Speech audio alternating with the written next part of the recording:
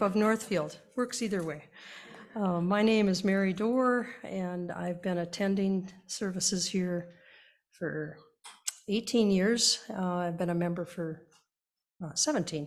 So it's a delight to be here.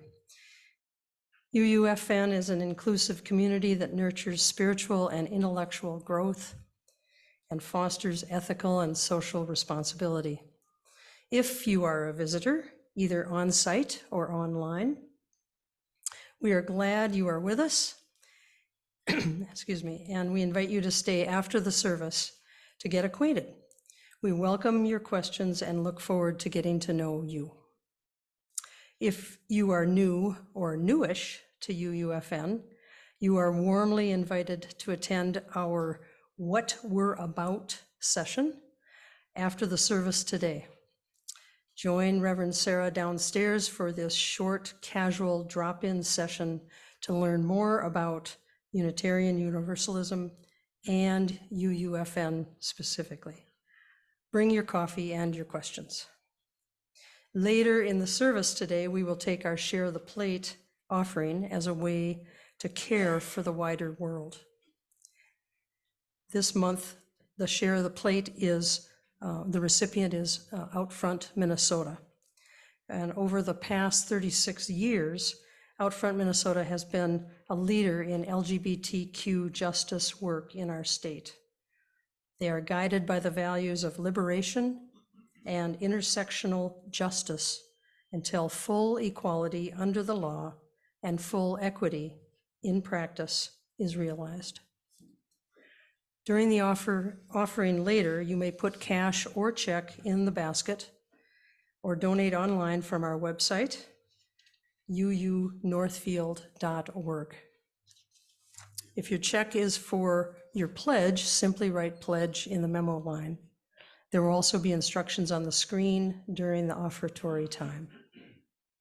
Next Sunday, we welcome Reverend Schuyler Vogel to UUFN. Schuyler is a Unitarian Universalist minister and the new chaplain at Carleton College. Join us for his reflection on ancestors and homecomings as we explore how our heritage and history can make us more at home in our present lives. Again, welcome to Unitarian Universalist Fellowship of Northfield.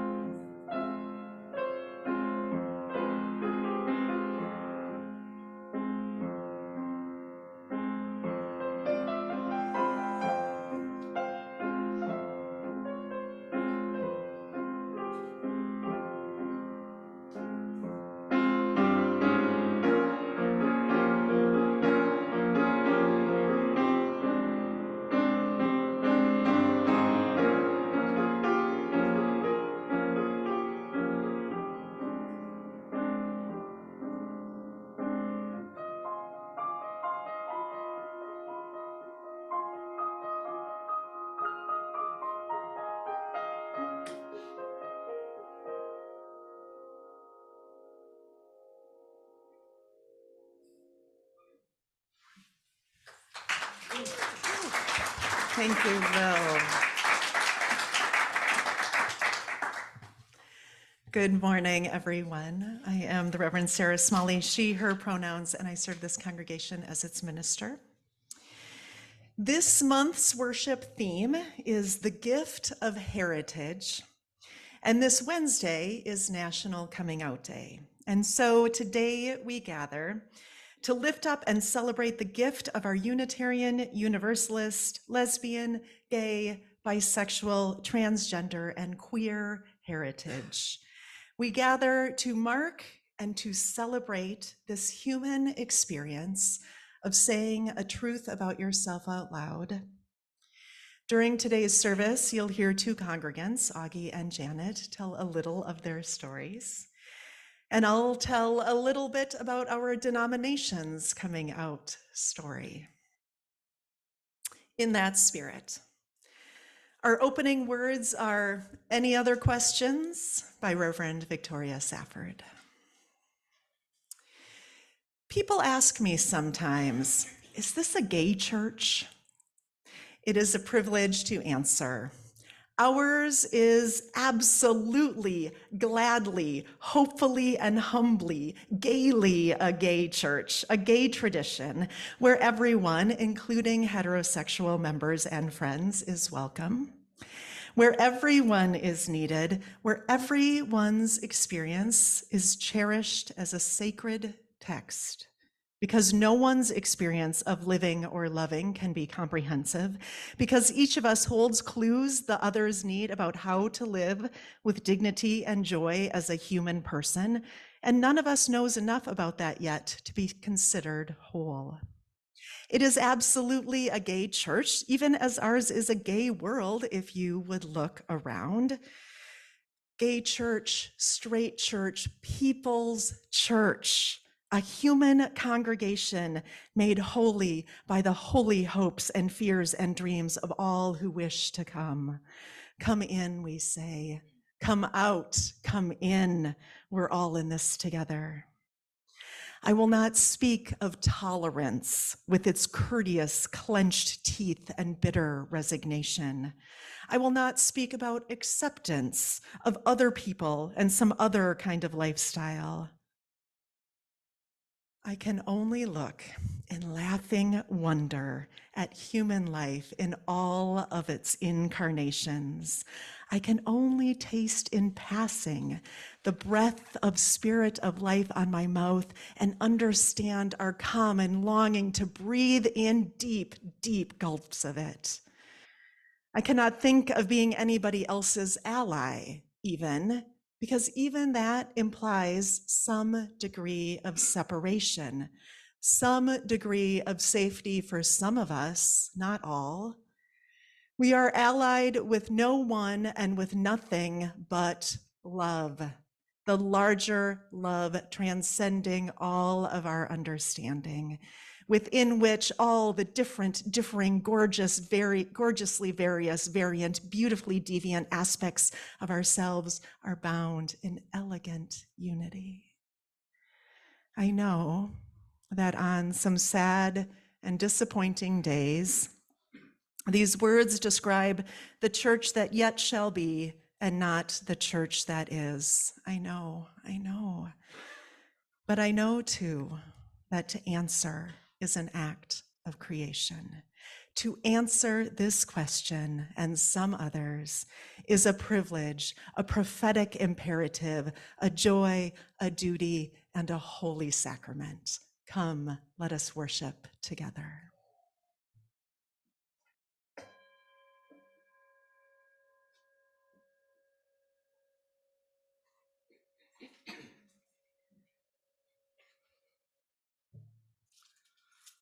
The flaming chalice is the symbol of Unitarian Universalism. Each Sunday when we gather, we bring this symbol to life together. Please join me in speaking the words for the lighting of this chalice. Let us open our eyes to see what is beautiful. Let us open our minds to learn what is true. Let us open our hearts to love one another.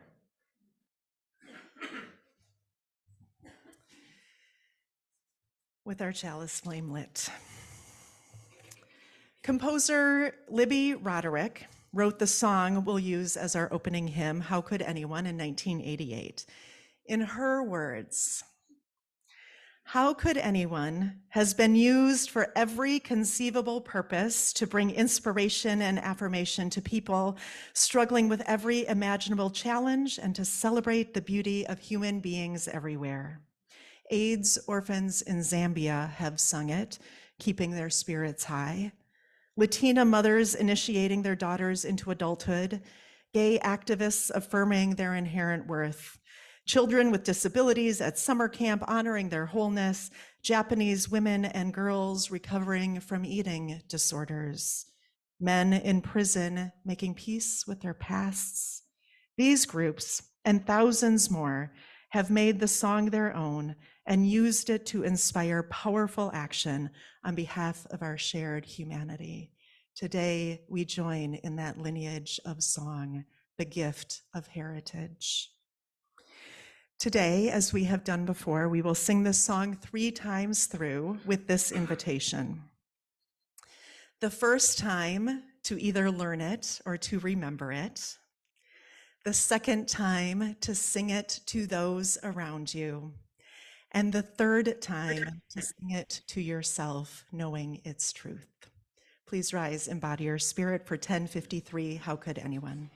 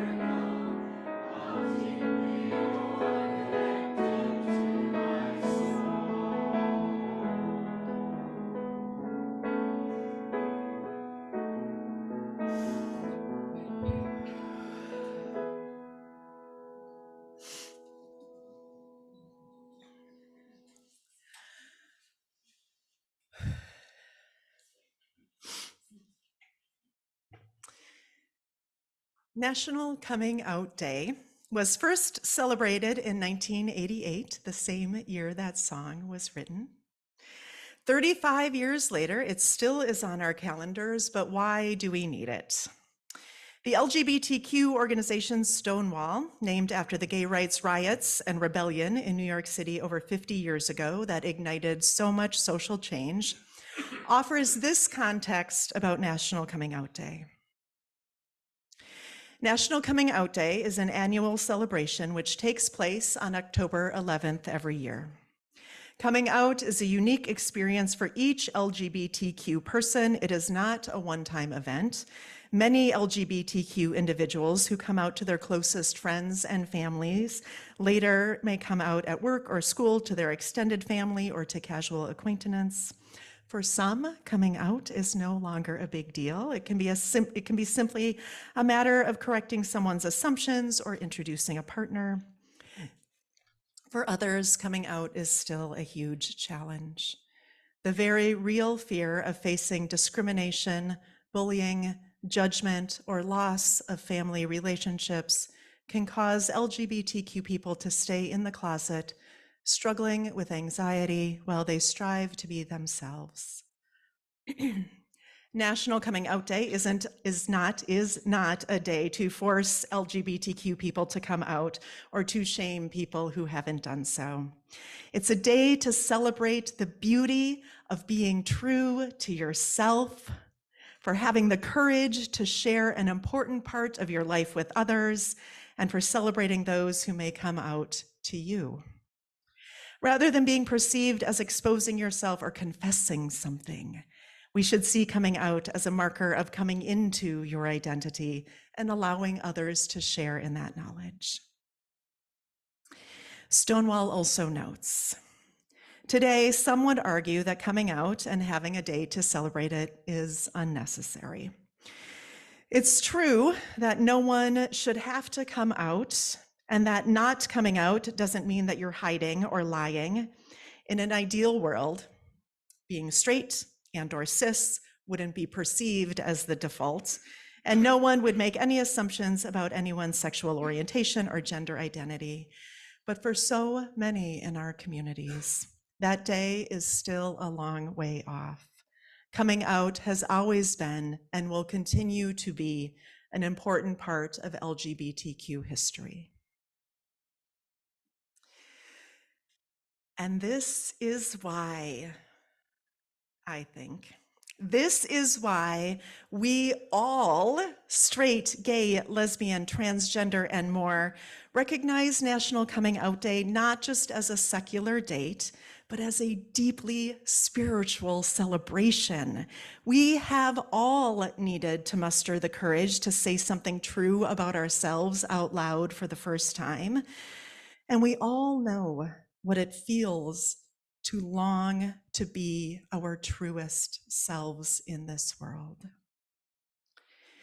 What is important to recognize about the process of coming out as LGBTQ, and what I think makes it such a deeply spiritual process, is that coming out as gay is inherently anti-shame.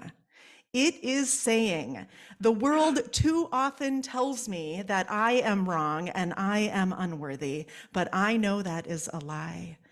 I claim my humanity and my identity by saying, this is who I am. You cannot take away my joy. I am worthy. Sometimes coming out means fabulously living this out loud, creating a rainbow life in a world that wants us to remain colorless. Sometimes coming out means whispering it to oneself over and over again, reminding yourself of what is true, because it is not safe to say it out loud to others. Both are brave. Both are celebrated here. There is no one way to come out. Come out, come in, we say. This is the heritage we all inherit from our LGBTQ spiritual ancestors, a truth stronger than shame and a love more expansive than fear.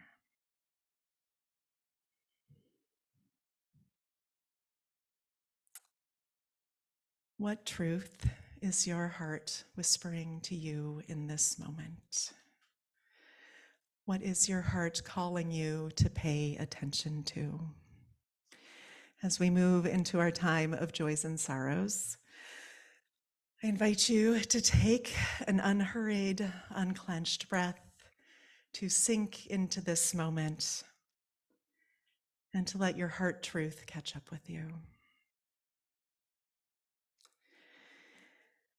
For the words that haven't yet made their way to your lips, the disappointments you have swallowed, the anger you have held at bay, for the silence you have stuffed into well-locked vaults hidden deep in the well-protected corners of your heart. Here, today, we make a place to journey together, until all the stories can come tumbling out, held in the sanctuary of love beyond belief.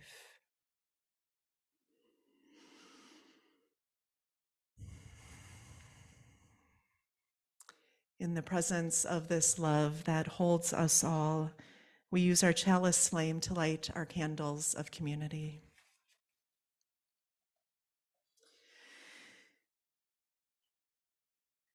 We light our first candle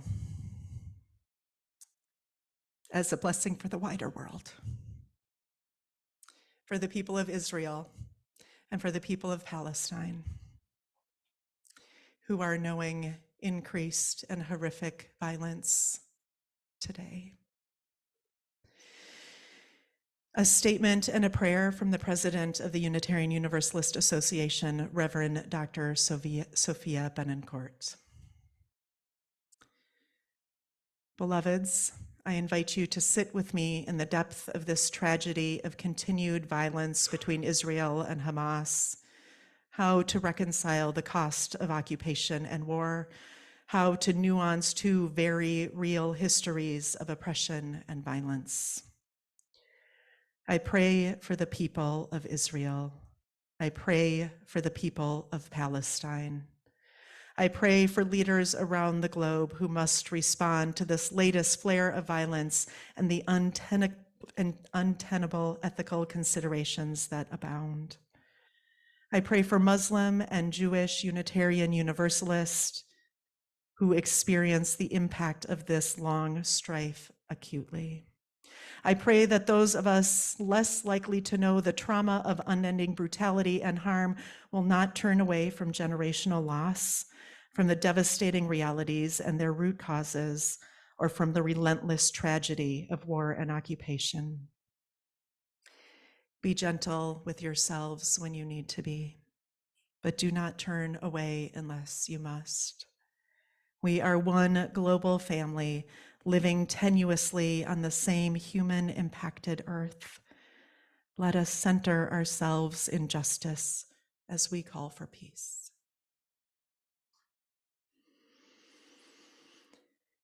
We know, too, that the details of our daily lives are sacred and important, and we now light a candle for all of the simple joys that are sustaining us, and we light another candle in honor of the sorrows and hardships we may be carrying.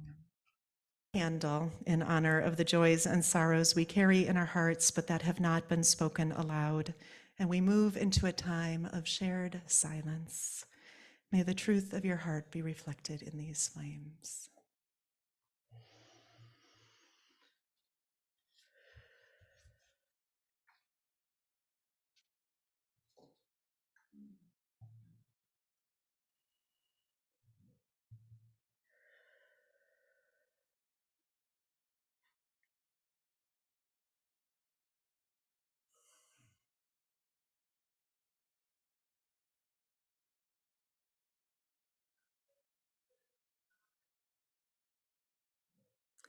Amen and blessed be.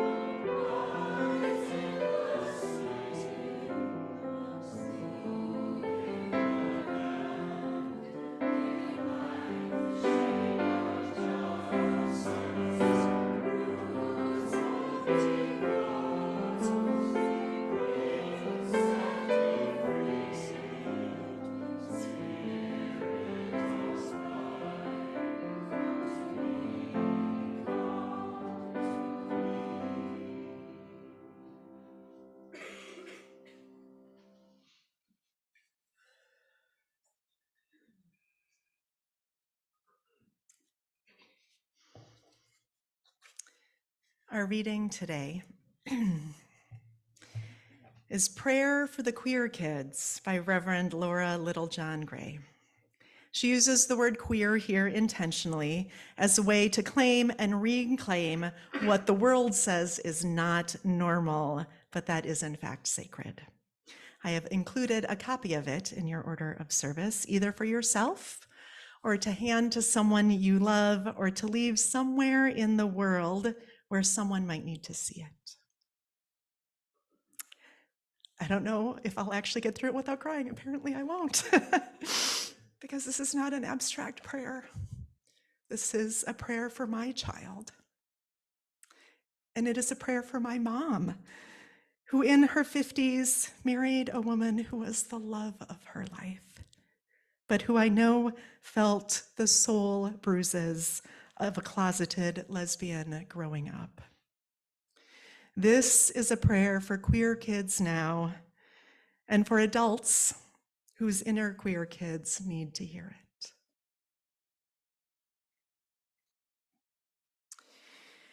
When I Google prayer for queer kids, the first hit is all sin, asking God to force repentance for what I call holiness. And so I yell, I swear, and I rage, and I feel the heat of fury mixed with protection. Absolutely not. That thing they despise, I call sacred. This being oneself in a world that suggests repentance with a tone of holier than thou damnation. No, not here, not in this house. There will be no repenting for the courage to love honestly, for the ways your gender beckons you to bloom. No, this is a prayer for the queer kids, a ring of fire protecting the Eden that exists inside of embodied love. In this house, we speak only of the holiness in existing honestly, in living and loving fully. My prayer for queer kids is this. May you find the people who love you fiercely. May the God of grace fill your lungs with life when people leave you gasping through tears. May you know in your bones that you can never be separated from all that is sacred because it exists inside of you. It exists in every gesture of love you dare to offer the world, a salve to the soul bruise of anyone who believes they are only somewhat worthy, an act of holy defiance. You, my dear, are glorious, just as you are, now and forever. Amen.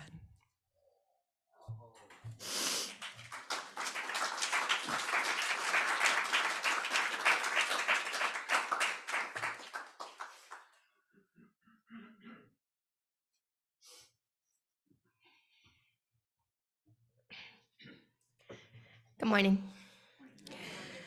My name is Augustus Lane. I use they, them pronouns, and I've been coming to UUFN for just a little over a year. I grew up in a small rural town called Gibbon, Nebraska. And if you grew up queer in Nebraska, you could be two things. You could be in the closet or you could be bullied. And I was already getting bullied, so I was like, well, why not? So I grew up always knowing that it was okay if I were to come out as queer because two of my mom's best friends were gay and they were in a relationship. And so I knew that I would be loved if I were to come out. Unfortunately, that courtesy did not extend beyond my family. Because in a church, in a town with more churches than schools. It was very difficult to find somebody else who either was queer or was queer accepting. So that meant that I got really good at automatically sniffing out queer people as a child. And I sniffed out the one other gay person at my small little rural K through 12 school, and I latched on to him, and I was like, we're a team now. It's us against the world. And so we were out to each other. He was out more openly. So obviously he was getting more flack than I was. But I was like, this is not a safe place for me to be out. And when I left to go to Kearney, Nebraska, to go to a more open high school, I found out that after I left, he had outed me to the rest of my classmates. And for a queer person to do that to another queer person is a betrayal that I have not felt before, and I don't think I will feel in any other point in my life. So I was forced to come out to that unsafe and unloving community.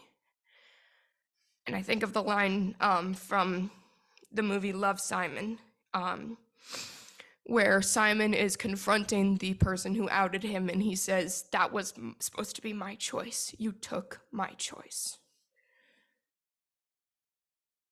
He took my choice. And I will never forgive him for that. And I will never forget it either.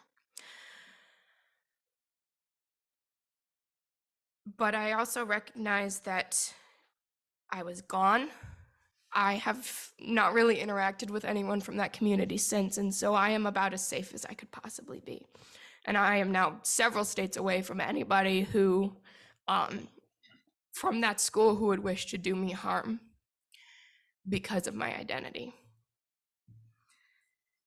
So today, I send out a prayer to that young man who decided that my identity was his to share, and I hope that he realizes that what he did hurt a lot, and that he can find it in himself to say, I messed up.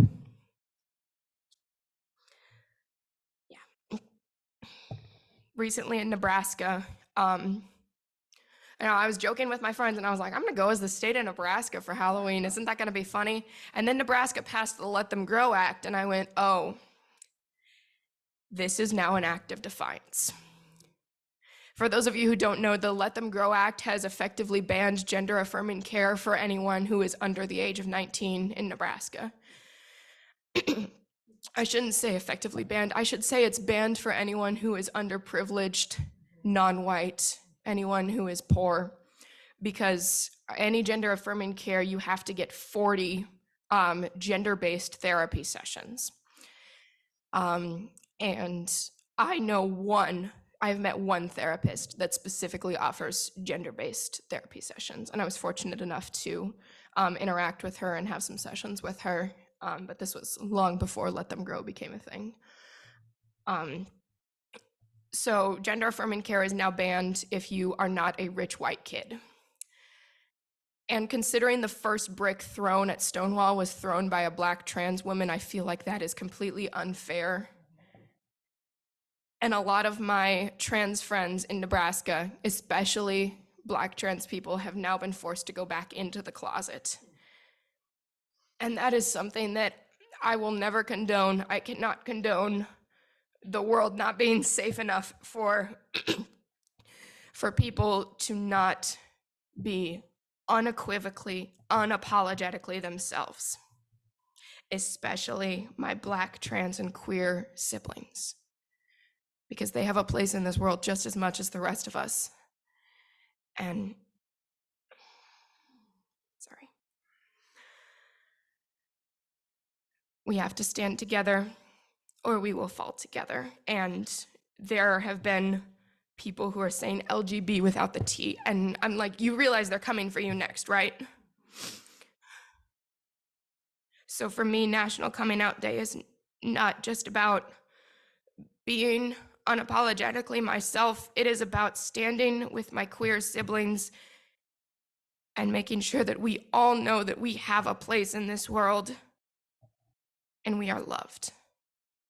Thank you.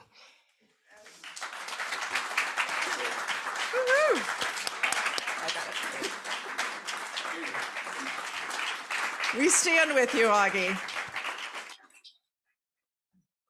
Janet Scannell couldn't be here in person today to share her reflection, but it has been recorded for us.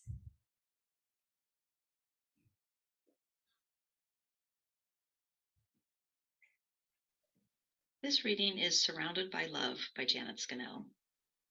I was a baby dyke in the 1980s. That was a time when gay pride was hard to come by, at least for me. I was a young adult 15 years after the Stonewall riots and 15 years before Matthew Shepard's tragic death. It was hard to imagine being loved by society or my family, which made it hard to love myself and to venture out of my closet. But the love of the gay community saved me. Everybody, queer or straight, has to figure out how and when they reveal themselves, their true selves, to friends, family, and coworkers. It took me 10 years, including a 4-year relationship, before I told my family that I was gay. My mother blamed my father blamed my mother, and they both avoided telling their friends about their lesbian daughter. They accepted me, but it didn't feel like unconditional love. I was lucky to be spending my 20s in the Bay Area. There was so much gay community in San Francisco and Berkeley, where my college friends lived, and also in the South Bay where I lived. I went to gay potlucks, women's bars, women's concerts, women's satyrs, gay and lesbian concerts, gay pride parades, and my favorite, the Women's Music and Comedy Festival. It was at the latter when I heard a song about holding on to the pride that I felt my heart open. I kept singing along with tears of joy running down my cheeks. After years of hiding and feeling different, I finally felt whole and at peace. I was okay. In fact, I liked being different and choosing the life that made me happy. It was there, surrounded by love, that I chose love over guilt. I was good. I was home.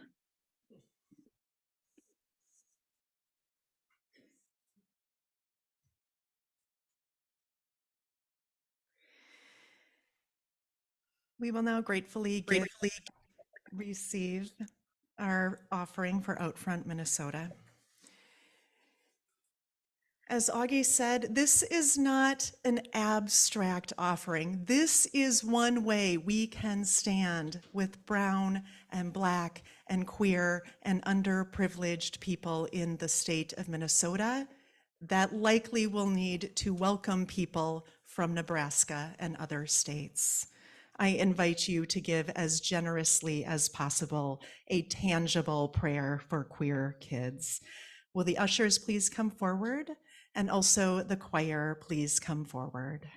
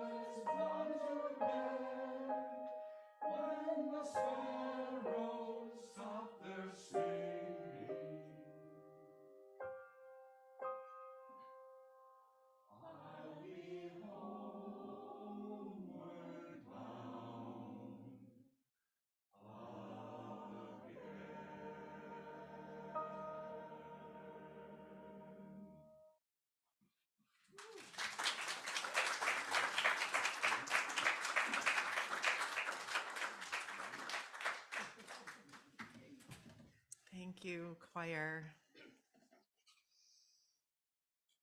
I do love that without planning it, Janet's last words were, "I was home," and then the choir sang "Homeward Bound." The history of Unitarian ministers Reverend Florence Buck and Marian Murdoch tells of these women being co-pastors of Unity Chapel, what later became First Unitarian Church of Cleveland, during the years 1893 to 1899. This is no small thing, of course, for two women to be leading a congregation in a time few women were in leadership positions and even few were ordained. In fact, these Unitarians were the first women to hold a joint ministry in the United States. Case Western's University Encyclopedia entry, again, the first hit when you Google, about Florence Buck, tells how the two women went to Meadville Theological School together, served as co-pastors of the Unity Chapel, eventually resigned to study in Italy and Germany together, then moved to California and then Boston together. It also notes that in 1896, the Cleveland Plain Dealer newspaper wrote approvingly of the two women's dignified clothing in the pulpit, black silk gowns and white linen cuffs, because of course what matters most is what women wear. I chose to wear bright pink today, which seemed like the right call in the year of the Barbie movie, preaching about this. History calls these two women, Florence Buck and Marian Murdoch, history calls them co-pastors and travel companions. They were together 35 of Florence Buck's 65 years of life, leaders not only in Unitarianism, but in the women's suffrage movement. But the way their story is told keeps them in the closet, and so many others, by not recognizing or naming what they were very clear was a deep love and commitment to each other that fueled their work in the world. The Meadville Lombard Theological School's entry on Florence Buck, however, is slightly different, significantly different. Meadville Lombard is the Unitarian Universalist Seminary in Chicago, both their and my alma mater. And its write-up on Buck starts with, Florence Buck was born July 19th, 1860. She was a lifelong companion and partner of Reverend Marian Murdoch. The Dictionary of Unitarian and Universalist Biography includes this: their friendship developed into a devoted partnership that lasted the rest of Buck's life. They were not just travel buddies. They were devoted partners. Ours is a long history of LGBTQ leaders, and it matters that we know this as a gift of our religious heritage as Unitarian Universalists. A few highlights in a very long list of gifts from this heritage. In 1970, Unitarian Universalism was the first religion in the United States to officially pass a resolution to end discrimination against homosexuals and bisexuals. In 1979, Reverend Douglas Morgan Strong became the first openly gay man to be called to serve a Unitarian Universalist congregation in Maine. He was called in Maine. The General Assembly of 1984 voted to affirm, quote, the growing practice of some of its ministers of conducting services of union of gay and lesbian couples, and urges members' societies to support their ministers in this important aspect of our movement's ministry to the gay and lesbian community. Again, that was 1984. The Welcoming Congregation program was started in 1989 which gives a framework to support churches in intentionally becoming more inclusive of LGBTQ people. In 2002, Reverend Sean Parker Dennison was called to serve South Valley UU Society in Salt Lake City, becoming the first out transgender person to be called to the Unitarian Universalist Parish Ministry. In 2004, Reverend William Sinkford performed one of the first same-sex weddings in Massachusetts, legally marrying Hillary and Julie Goodridge hours after same-sex marriage became legal there. Hillary and Julie Goodridge were the plaintiffs in the case that led the Massachusetts Supreme Judicial Court to extend marital rights to same-sex couples in that state. Hillary was on staff at the UUA at the time. They were married at UUA headquarters by the then president of the UUA. As of 2019, 75% of all US Unitarian Universalist congregations and 99% of all Canadian have gone through the process of becoming welcoming congregations. That same year, 2019, the comprehensive sexuality program Our Whole Lives launched its final curriculum, Sexuality Education for Older Adults. The program now offers age-appropriate, radically inclusive sexuality education curricula for kindergartners through elders and all ages in between. 2 months ago, we held a conversation here at UUFN about LGBTQ terminology, talking about the gender unicorn and asking questions.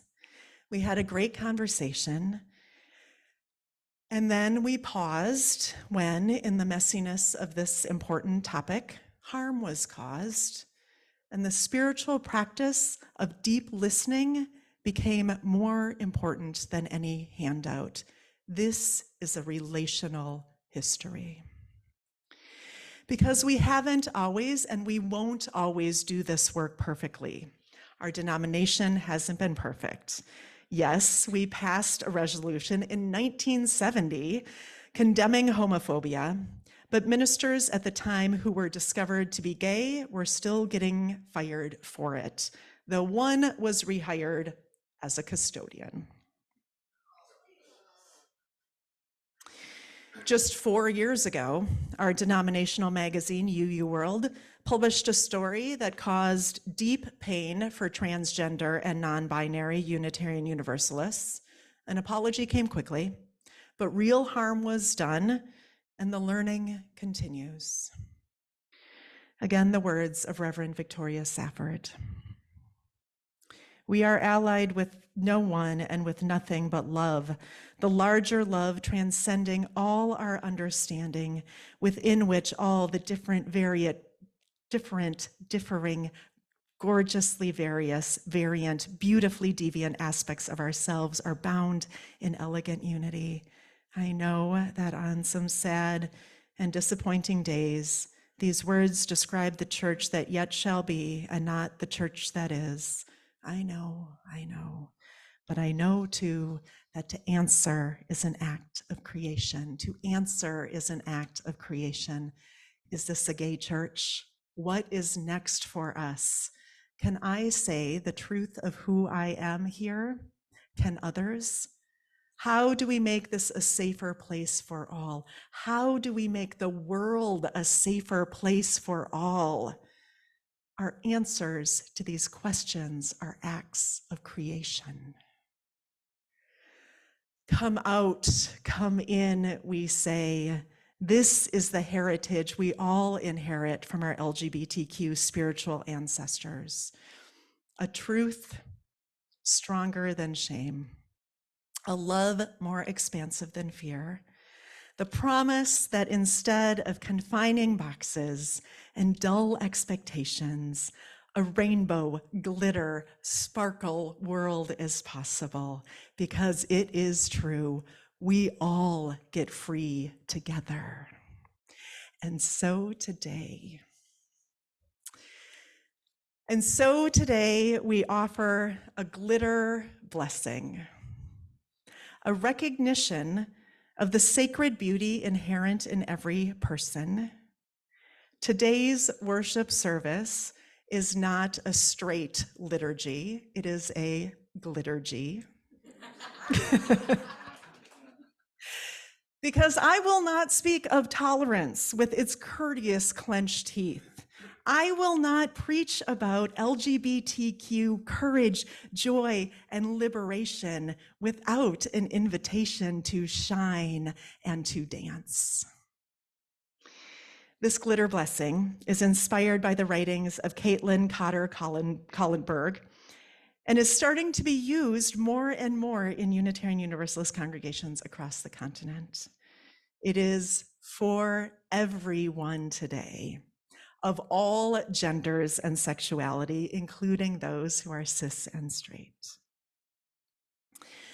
Glitter has long been a symbol for the LGBTQ movement of gritty, sparkly hope in the face of prejudice and oppression, of joy and pride in the face of hatred and bigotry. Glitter is resilient and tenacious. The briefest beam of sunlight causes it to shine out even in the dustiest and dreariest of spaces, and its beauty comes from its brokenness. Glitter sparkles because it is many different broken pieces coming together, changing in every moment as the light changes.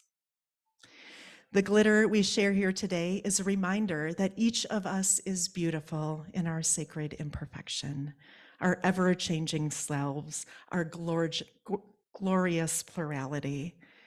It's also biodegradable glitter. I know, because it matters, and is in a non-toxic organic gel for those with sensitive skin. I'll explain how it will work. For those in person, in a moment when I call you forward, you are invited to come to where I will be standing. Point to where on your face, or on your hand, or on your arm you would like to receive your glitter blessing. Receive your blessing, and then circle back to your seat. If you cannot come forward today and you wish to receive this blessing, please raise your hand and Mary will come to you. If you are on Zoom, I invite you to write words of blessing into chat, maybe something like, "You are glorious just as you are," or "Keep shining." And take a moment to bless yourself, a hand over your beating heart, reminding yourself you are made of star stuff and shine with love. During this blessing, we will be listening to This Is Me. So whether you're in person or online, feel free to also sing and dance along as your sparkly self is so moved.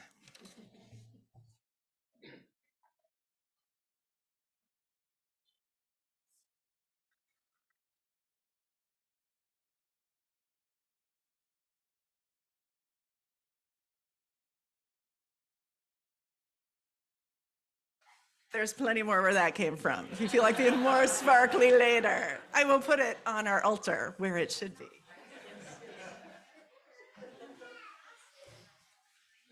I invite you to pause with me as we come to the close of this ritual. Look around at all of the beautiful shining faces that surround you, at the amazing thing that is our blessed bodies gathered in this sanctuary space together. Every body in this sanctuary and on Zoom and beyond is a holy thing, every person a sacred being made of stardust.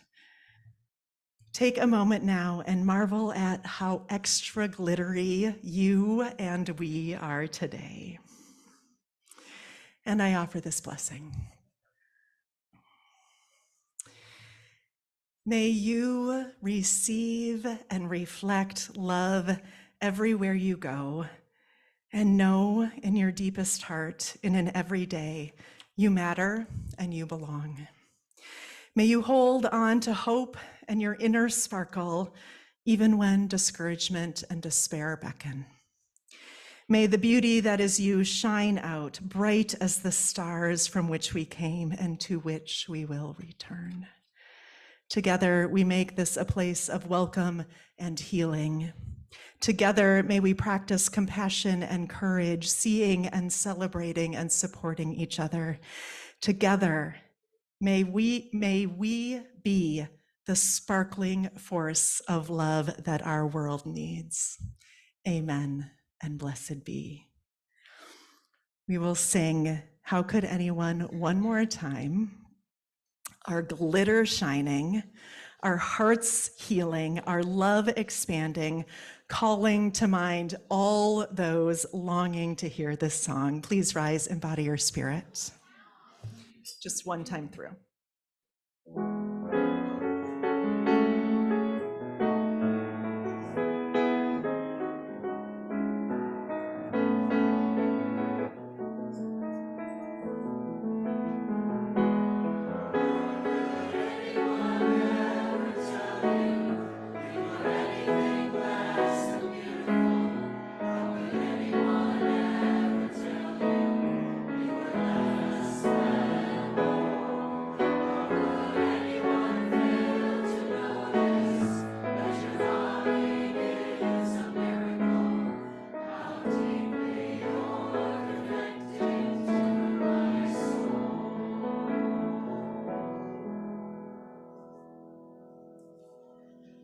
You may be seated. Tears are also sparkly, right?